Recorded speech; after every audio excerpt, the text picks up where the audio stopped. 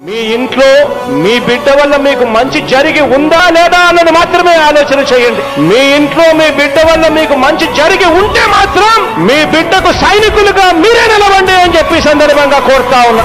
ఇచ్చిన మాట తప్పితే ఓటు వేయొద్దని చెప్పిన దమ్మున్నడు జగను.